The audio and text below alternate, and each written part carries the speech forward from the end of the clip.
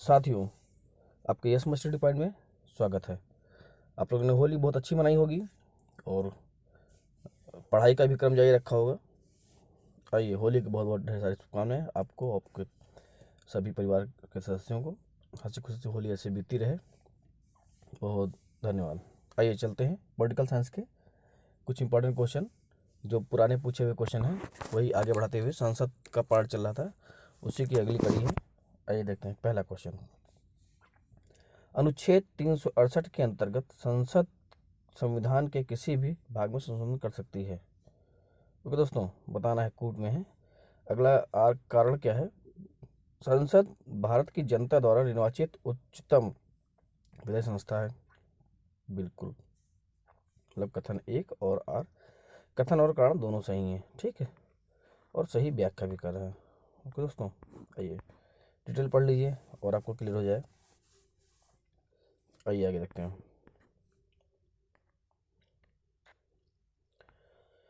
एक वर्ष में कम से कम कितनी बार संसद की बैठक होना आवश्यक है दोस्तों? कितनी बार? तो 6 महीने में एक बार होना आवश्यक है, मतलब साल में 2 बार। लॉजिकल क्वेश्चन है, उसको ये ध्यान रखिए, 6 महीने में एक बार बैठक होना आवश्यक है। ठीक है दोस्तों, देखिए नीचे दिया हुआ डिटेल पढ़ लीजिए। अनुच्छेद 85(1) के अनुसार संसद के प्रत्येक सदन के एक सत्र की अंतिम बैठक और आगामी सत्र की प्रथम बैठक के बीच 6 माह से अधिक का अंतर नहीं होगा। इस प्रकार एक वर्ष में कम से कम 2 बार बैठक होना अनिवार्य है। ओके दोस्तों, अगला क्वेश्चन आइए। संसद के 2 सत्रों के बीच अधिकाधिक अंतराल, बिल्कुल वही क्वेश्चन है। कितना है अभी ऊपर बता भी देंगे, 6 महीने। ओके, अगला देखते हैं। इसमें जो है दिया हुआ है, ठीक है दोस्तों, आपको जो है राज्यसभा लोकसभा में दिया हुआ है। ये कैसा, हाँ एक संकेत, ठीक है, क्वेश्चन का थोड़ा प्रारूप अलग है तो समझिए आप। ऐसे क्वेश्चन आ सकते हैं। 250 से अधिक सदस्य, 12 नाम निर्देशित और 238 से अधिक राज्यों और संघ राज्य क्षेत्रों के प्रतिनिधि राज्यसभा में है। 552 से अधिक सदस्य और 530 से अधिक राज्यों के प्रतिनिधि और 2 से अधिक, मतलब इससे अधिक नहीं होंगे, नाम निर्देशित एंग्लो इंडियन तथा एक्स। बताना है एक्स में क्या होगा, ठीक है, मतलब कौन है जो एक्स में नहीं दिखाया गया, उसको क्वेश्चन के रूप में दिया गया है। अब देखिए यहाँ क्या है, एक्स अंकित स्थान पर निम्नलिखित में से किस रखना ठीक होगा। ठीक है, क्वेश्चन बहुत आसान है, बस इसकी टेक्निक वैसी दे देगी, थोड़ा कठिन लगता है आपको। देखिए इसमें क्या होगा और क्या बचा था इसमें दोस्तों? अब ऐसे देखेंगे आपको ऐसे मालूम पड़ जाएगा। इसमें बचा था संघ राज्य क्षेत्र के 20 से अधिक प्रतिनिधि। ठीक दोस्तों, आंसर यही है। बाकी पढ़कर समय क्या ख़राब करना है। जब आपको क्वेश्चन देख के लग जाए कि हाँ इसका आंसर एकदम एग्जैक्ट है तो आप टिक कर दें और कोशिश करें कि सभी ऑप्शन पढ़ें जरूर। कई बार ऑप्शन को घुमा फिरा देता है, हम लोग सतही देख के आगे बढ़ते हैं, वो क्वेश्चन हमारा आंसर गलत हो जाता है। आइए आगे रखते हैं। डिटेल दिया हुआ, सेम डिटेल दिया हुआ और वही चीज़ें दी हैं, आप पढ़ लीजिए। अगला क्वेश्चन रखते हैं। भारतीय संविधान के अनुच्छेद 87 के अंतर्गत भारत का राष्ट्रपति अभिभाषण देता है। ठीक, किसको देता है? एक साथ संविधान संसद के दोनों सदनों में। ओके दोस्तों, ध्यान रखिएगा, किसको देता है? एक साथ संविधान संसद दोनों सदनों में। दिया हुआ भी है। भारत का राष्ट्रपति लोकसभा के लिए प्रत्येक साधारण निर्वाचन के पश्चात प्रथम सत्र के आरंभ में और प्रत्येक वर्ष के प्रथम सत्र के आरंभ में एक साथ संविधान सांसद दोनों सदनों में अभिभाषण देता है। अगला लेते हैं। भारत के संविधान में निम्नलिखित में से क्या कथित है? ठीक है, बताना है क्या कथित है। इसमें चुनना है, सही चुनना, पहले जो देखे सही चुनना है। ठीक दोस्तों, तो क्या है? राष्ट्रपति संसद के किसी भी सदन का सदस्य नहीं होगा, बिल्कुल नहीं होता है, बिल्कुल सही है। ठीक है दोस्तों, संसद राष्ट्रपति और दोनों सदनों से मिलकर, बिल्कुल सही क्वेश्चन है। तो दोनों ए और दोनों सही है, आंसर क्या होगा? ए और दोनों। आइए आ गया, दोनों सही हैं। आइए आइए, राष्ट्रपति अब बताना है कि क्या है। संसद का हिस्सा नहीं होता है, गलत होता है। संसद का हिस्सा होता है, बिल्कुल भी सही हो गया। आगे चाहे ऑप्शन पढ़ लें या फिर जब एकदम एग्जैक्ट हो गया तो फिर वहीं से आगे बढ़ सकते हैं। आइए आगे देखते हैं। भारतीय संसद बनती है कैसे बनती है दोस्तों? लोकसभा, राज्यसभा, राष्ट्रपति से। तो ऐसे ही आना चाहिए आपको। भारतीय संसद तीन मिलकर बनती है, तीन लोगों से, तीन उससे मिलकर ही लोकसभा, राज्यसभा और राष्ट्रपति। हम्म, भारत में संसद मिलकर निर्मित होती है, बिल्कुल वही सेम क्वेश्चन आ गया। राष्ट्रपति, राज्यसभा और लोकसभा, एक दो तीन, एक दो तीन किस पे है, एक दो तीन पहले पे। ओके दोस्तों, वही क्वेश्चन है, ये सब नॉर्मल क्वेश्चन है, तब भी हमने रख दिया, इतनी बार पूछे गए हैं जितनी बार। ठीक है दोस्तों, आगे। भारतीय संसद में निम्नलिखित में से कौन शामिल है? सेम क्वेश्चन है। राष्ट्रपति, राज्यसभा और लोकसभा। वो सॉरी, ये नहीं है, राष्ट्रपति और दोनों सदन ऐसा दिया हुआ। ठीक है, प्रधानमंत्री दिया हुआ। आगे आइए। निम्नलिखित पर विचार कीजिए और भारतीय संसद के सही गठन को चिन्हित कीजिए। ओके, तो कौन है? राष्ट्रपति, राज्यसभा और लोकसभा। सेम क्वेश्चन है, सेम आंसर है। आगे आइए। क्वेश्चन बहुत तरह के देता है, देखिए। भारतीय संसद में निम्न में से कौन सम्मिलित है? वही क्वेश्चन बहुत बहुत बार आ गया है। राष्ट्रपति, लोकसभा और राज्यसभा। भारतीय संसद के घटक, घटक मतलब वही तीन घटक हैं, कौन है? राष्ट्रपति, लोकसभा और राज्यसभा। Answer B. ओके दोस्तों, संसद के अनन्य भाग, फिर वही आ गया, उपराष्ट्रपति। ठीक है, अच्छा नहीं है, भाग नहीं मतलब देखिए कौन नहीं है, उपराष्ट्रपति नहीं है। अगला ये, भारत संसद के अधिकारियों में सम्मिलित हैं। ठीक है, तो बताइए कौन सम्मिलित है? लोकसभा अध्यक्ष बिल्कुल, उपाध्यक्ष बिल्कुल, महासचिव लोकसभा बिल्कुल और अध्यक्ष राज्यसभा बिल्कुल, सभी चारों, है ना, सभी चारों उपस्थित हैं। भारतीय संविधान के संसद अधिकारियों में सम्मिलित है राज्यसभा। ठीक, वही सारा डिटेल दे दिया है। आइए आगे रखते हैं। संसद विधानसभा के किसी सदस्य की सदस्यता तब समाप्त समझी जाती है जब बिना सदन को सूचित किए अनुपस्थित रहता है। कितने दिन दोस्तों? 60 दिन, मतलब 2 महीने बिना सूचना दिए कोई सदस्य अनुपस्थित रहता है तो उसकी सदस्यता समाप्त समझी जाती है।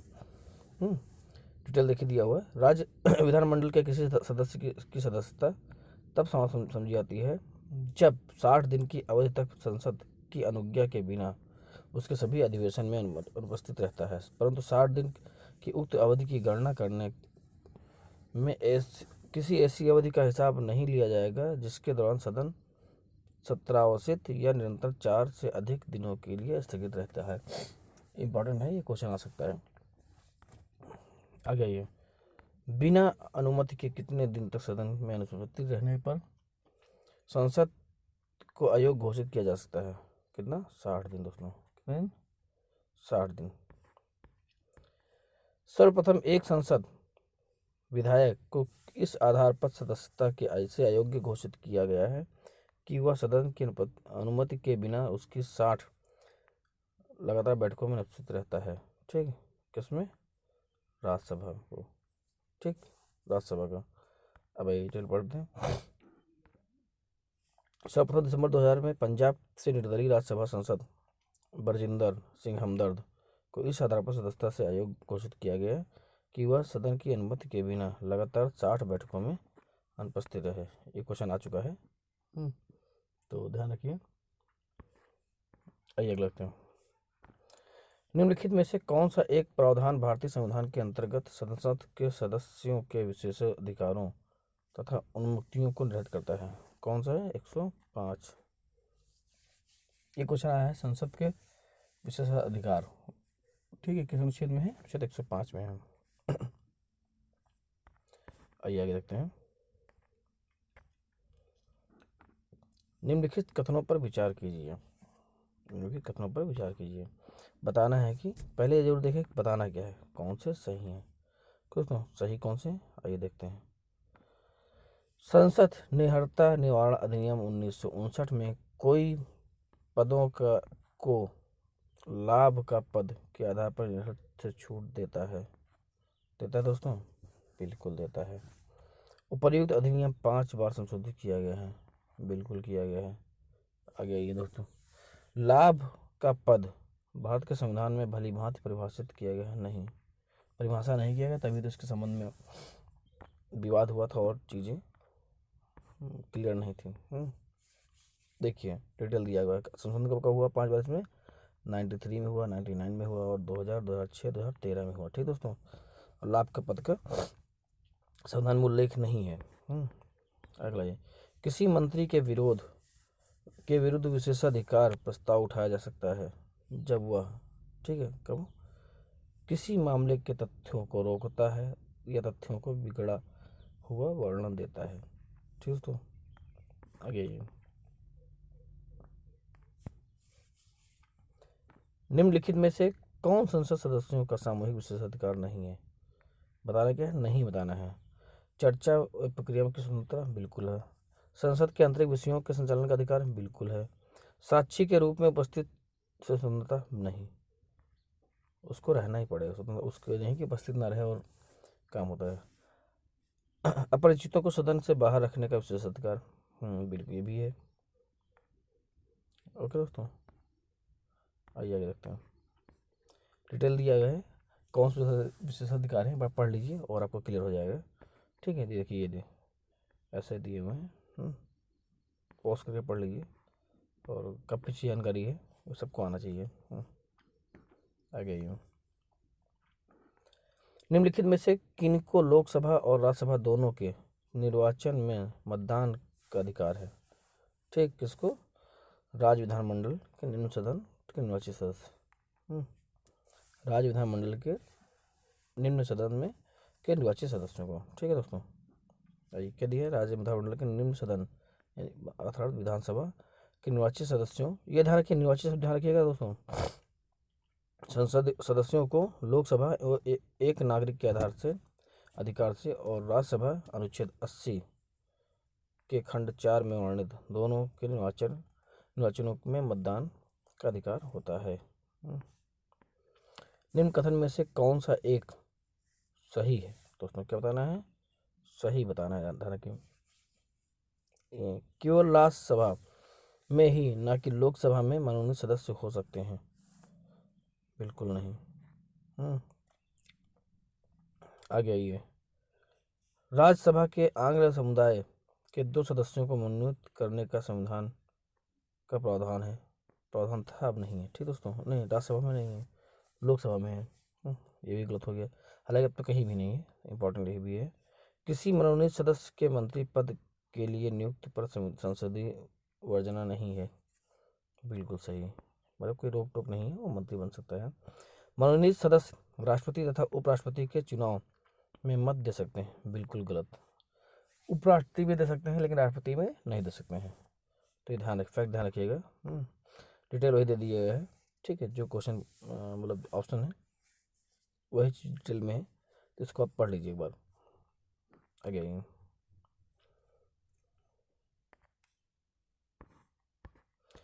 संसद राज्य सूची के विषय के संबंध में कानून बना सकती है? अनुच्छेद बताइए दोस्तों, 249 याद रखिए। यदि राज्यसभा ऐसा संकल्प पारित करती है। ठीक दोस्तों, संसद राज्य सूची में ये है जो राज्यसभा संकल्प पारित कर, ये राज्यसभा जो है राज्य सूची में नियम बनाने का प्रस्ताव भेज सकती है। ठीक है, अनुच्छेद 249 में दिए गए हैं। आगे आइए, तो अभी देखिए अभी गया अनुच्छेद 249। ठीक है दोस्तों, बाकी डिटेल पढ़ लीजिए, क्लियर हो जाएगा। अगला क्वेश्चन आइए, भारतीय संघीय संसद राज्य सूची के विषय पर कानून बना सकती है? बिल्कुल।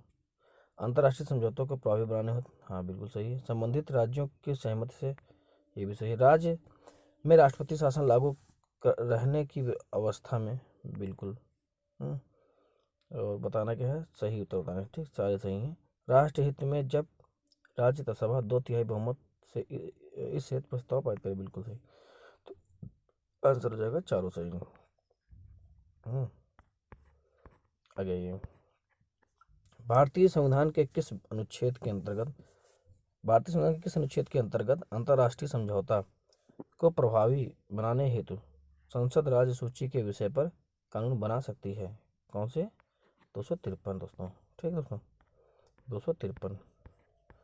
अगला क्वेश्चन है, भारतीय संसद राज्य सूची के विषय पर विधायन नहीं कर सकती। नहीं कर, जब तक, कब तक नहीं कर सकते दोस्तों, ध्यान रखिए, राष्ट्रीय संसद राज्य सूची पे विषय पे विधान नहीं कर सकती। कब तक? बात का राष्ट्रपति उसे ऐसा करने से निर्देश न दे। नहीं, ऐसा नहीं है। राज्यसभा प्रस्ताव पारित करे कि ऐसा राष्ट्र करना राष्ट्रीय हित में आवश्यक है। बिल्कुल सही, ठीक है, यही हो जाएगा सही। ये इंपॉर्टेंट क्वेश्चन थे। फिर आगे मिलेंगे अगले क्रम में। संसद के भी कई सारे क्वेश्चन बचे हुए हैं, अभी शायद 2 पार्ट और बनेंगे। सारे पार्ट अच्छे से देखिए, क्विक रिवीजन करिए एग्जाम के समय, खास करके रिवीजन करिए। पीसीएस का पेपर फॉर्म आ गया है, आप लोग फॉर्म भरिए और चैनल सब्सक्राइब करिए, लाइक करिए। बहुत धन्यवाद।